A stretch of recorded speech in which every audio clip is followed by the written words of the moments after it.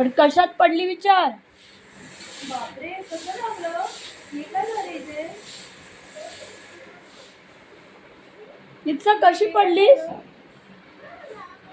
कशा पडली? कशी पडली? काय काय?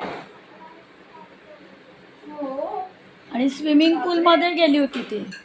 हो तुला स्विमिंग येतं?